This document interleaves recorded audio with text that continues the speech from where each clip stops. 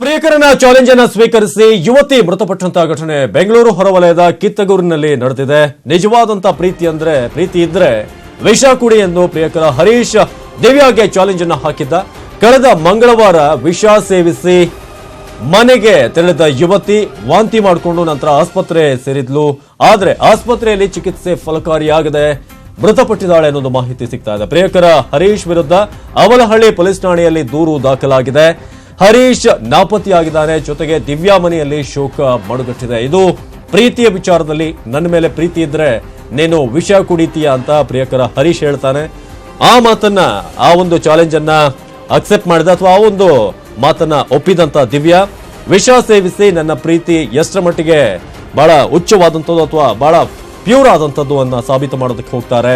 ಅದಾದ ನಂತರ ಅವರು ಆಸ್ಪತ್ರೆಗೆ ದಾಖಲಾಗಿದ್ದಾರೆ. ಆದ್ರೆ ಇದೀಗ ಬರ್ತಿರುವಂತ ಅಂದ್ರೆ ಮಾಹಿತಿ ಸಿಗ್ತಿರೋದು ದಿವ್ಯಾ ಅವರು ಮೃತಪಟ್ಟಿದ್ದಾರೆ ಅಂತ. ಆದ್ರೆ ಹರೀಶ್ ಸದ್ಯಕ್ಕೆ ನಾಪತ್ತೆ ಆಗಿದ್ದಾನೆ ಅನ್ನೋ ಸುದ್ದಿ ಸಿಗ್ತಾ ಇದೆ. ಈ ಬಗ್ಗೆ ಮಾತನಾಡೋದಕ್ಕೆ ಸ್ವತಃ ದಿವ್ಯಾ ಅವರ ತಾಯಿ ಅನುರಾಧ ಅವರು ನೇರ ಸಂಪರ್ಕದಲ್ಲಿದ್ದಾರೆ. ಅನುರಾಧ ಅವರೇ, ಈಗ ನಾವು ನೋಡ್ತಾ ಇದ್ದೀವಿ, ನಿಜಕ್ಕೂ ಬಹಳ ಬೇಸರದ ಸಂಗತಿ ಈ ರೀತಿ ಆಗಿರೋದು ದುರದೃಷ್ಟಕರ. ಏನಾಯ್ತು ಆಕ್ಚುಲಿ, ಏನಂತೀರಿ?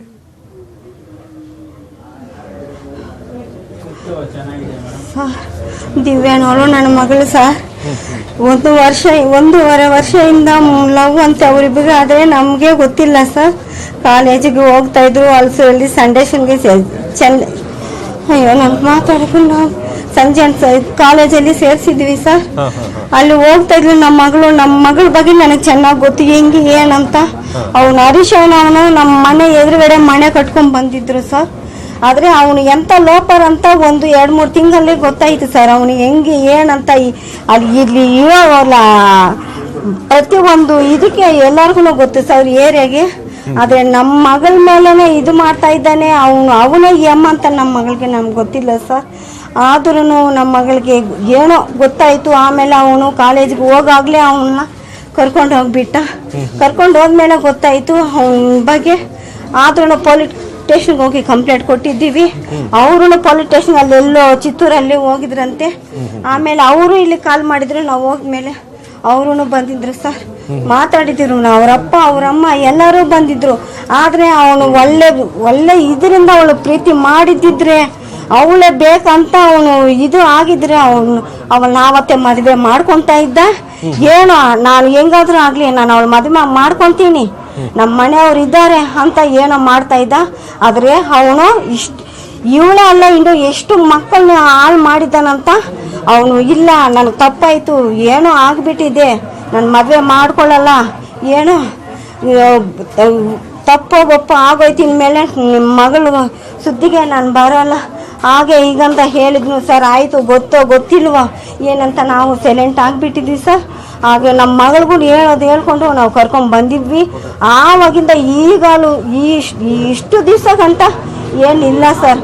ಆದರೆ ಮೊನ್ನೆ ಇದ್ದಂಗಿದ್ದೆ ಮಂಗಳವಾರ 3 ಗಂಟೆ ಹೊತ್ತಲ್ಲಿ ಏನೋ ಶಾಪಿಂಗ್ ಹೋಗಿದ್ಲು ಸರ್. ಅಲ್ಲಿನೂ ಏನು ನಡೆದಿದೆಯೋ ಏನಂತ ಏನೋ ನಮ್ಗೆ ಗೊತ್ತಿಲ್ಲ ಸರ್. ಆಮೇಲೆ ನಾನು ಎದ್ದ ತಕ್ಷಣ ಎಲ್ಲಿ ಮಗಳಂತ ನೋಡಿದ್ರೆ ನಮ್ಮ ತಾಯಿ ಆಚೆ ಇದ್ರು ಸರ್. ಎಲ್ಲಮ್ಮ ನಮ್ಮ ಮಗಳಂದ್ರೆ ಅಮ್ಮ ಏನೋ ಅಂಗಡಿಗೆ ಹೋಗಿದ್ಲ ಅಂತ ಹೇಳಿದ್ರು ಸರ್. ನಾನು ಹೋಗಿದ್ದೆ.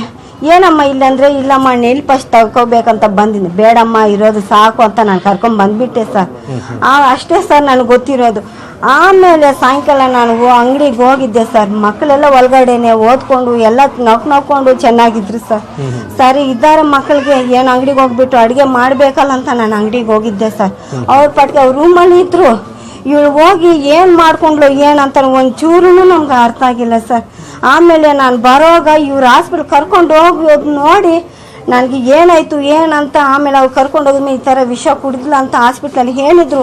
ಆಮೇಲೆ ಮನೆಗೆ ಹುಡುಕಿ ಅದು ಇದು ನೋಡಿದರೆ ಅದು ಏನೋ ಪೈಸನ್ ಅಂತೆ ಸರ್. ಆವಾಗಲೇ ನಮಗೆ ಗೊತ್ತಾಯ್ತು ಅದು ತೊಗೊಂಡಿದ್ದಾಳಂತ. ಆಮೇಲೆ ಹೆಂಗೋ ಯಾರ ಹತ್ರನೋ ಫೋನಿಂದು ಗೊತ್ತಾಯಿತು. ಆದರೆ ನೋಡಿದರೆ ಆ ಫೋನಲ್ಲಿ ನೋಡಿದ್ರೆ ಹೇಳೋಕ್ಕೂ ಆಗಲ್ಲ ಸರ್. ಅಷ್ಟು ಅವಳಿಗೆ ಏನೇನು ಹಿಂಸೆ ಕೊಟ್ಟಿದ್ದಾನೆ, ಏನೇನು ಮಾತಾಡಿದ್ದಾನೆ, ಏನು ಮಾಡಬೇಕಂತನೋ ಐಡಿಯಾ ಎಲ್ಲ ಅದನ್ನ ನೋಡಿದ ತಕ್ಷಣ ನಮಗೆ ಗೊತ್ತಾಗಿದೆ ಸರ್. ಅವನು ಏನು ತಿಳ್ಕೊಂಡಿದ್ದಾನೋ ಆ ಥರನೇ ಅವನು ಕೊಲ್ಬಿಟ್ಟ. ಏನಂದ್ರೆ ಹೇಳೋಕ್ಕಾಗಲ್ಲ ಸರ್, ಅಷ್ಟು ಕೆಟ್ಟದ್ದು ಇದಿದೆ ಸರ್. ಆದರೆ 4 ದಿವಸ ಮುಂಚೆ ನಮ್ಮ ಮಗಳು ಡಲ್ ಆಗಿದ್ಲು. ಇದ್ರೆ ಏನಮ್ಮ ಹಿಂಗಿದೀಯ ಅಂದ್ರೆ, ಅಮ್ಮ ಈ ಥರ ಅವನಂದ್ರೆ ನನಗೆ ಇಷ್ಟ, ಮಾಡೋದು ಅವನಿಗೇನೆ, ನಾನು ಮದುವೆ ಮಾಡಮ್ಮ ಅಂತ ಹೇಳಿದ್ರು ಸರ್. ಆಯಿತು, ಒಂದ್ಸತಿ ಹಿಂಗಾಗಿದೆ ಅಲ್ವಾ ಸರ್, ಆಯ್ತಮ್ಮ. ಅವ್ನು ಬಂದು 15 ಏನಂತಂದರೆ 15 ಲಕ್ಷ ಕೇಳ್ದಮ್ಮ. 15 ಲಕ್ಷ ತಗೊಂಬಂದ್ರೆ ನಾನು ಮದುವೆ ಮಾಡ್ಕೊತೀನಿ ಅಂದ.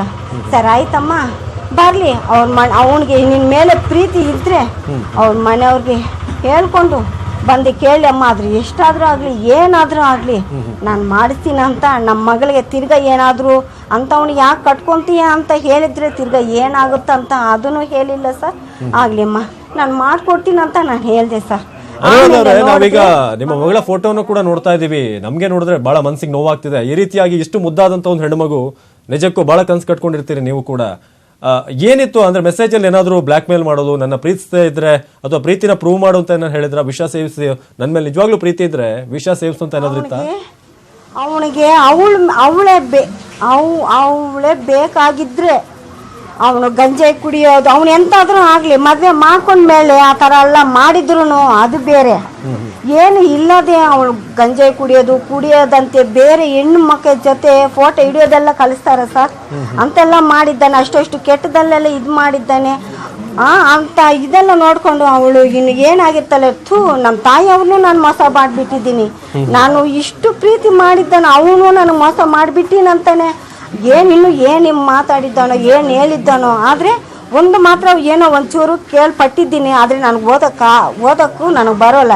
ಓದಿದವರು ಹೇಳಿದ್ದಾರೆ ಸರ್, ನೀನಿಲ್ಲಂದರೆ ನಾನು ಏನಾಗ್ತೀನಿ ಅಂತ ಹೇಳಿರ್ತಾಳೋ ಏನೋ ಗೊತ್ತಿಲ್ಲ. ಆದರೆ ಅವನು ಹೇಳಿರೋದು ನೋಡು, ಟ್ರೈ ಮಾಡು, ನೋಡೋಣ, ಸಾಯಿ ಹೆಂಗಿರುತ್ತೆ ನೋಡೋಣ ಅಂತ ಅದು ಮಾತ್ರ ಇದೆ ಅಂತೆ ಹೇಳಿದರೆ ನಾನು ಕೇಳ್ಕೊಂಡಿದ್ದೇನೆ. ಆದರೆ ಅದರಿಂದನೇ ಆಗಿದ್ರು. ಆದರೆ ಅವನಿಂದನೇ ಸರ್ ನಮ್ಮ ಮಗಳು ಹೋಗಿರೋದಂದ್ರೆ ಅವನೇ ಕೊಲೆ ಮಾಡಿದ್ದವರು, ಅವನೇ ಕೊಲೆ ಮಾಡಿರೋದು. ಆದರೆ ನಾನು ಬೇಡ್ಕೊಳ್ಳೋದು ಒಂದೇ ಸರ್, ನಂತರ ಇನ್ನು ಯಾವ ತಾಯಿಗೂ ಆಗಬಾರ್ದು ಅಂಥ ಮಕ್ಕಳು. ಇನ್ನು ಇದಕ್ಕಂತೂ ಒಳ್ಳೆ ಮಕ್ಕಳು ಇರಬಹುದು, ಆದ್ರೂ ಆ ಥರ ಯಾರು ಇದು ಮಾಡ್ಕೋಬಾರ್ದಂತಾನೆ ಸರ್ ನಾವು ಬೇಡ್ಕೋತಾರೆ. ಅವ್ರ ಬಗ್ಗೆ ನನಗೆ ಚೆನ್ನಾಗಿ ಗೊತ್ತು, ಅವ್ರು ಎಂಥ ಲೋಪರ್ ಅಂತ ನಮ್ಗೆ ಗೊತ್ತು. ಎತ್ತ ತಾಯಿನ ಅವನು ಅಷ್ಟು ಕೆಟ್ಟ ಮಾತಾಡ್ತಾನೆ, ಕೇಳಿಸ್ಕೊಂಡಿದ್ದೀನಿ.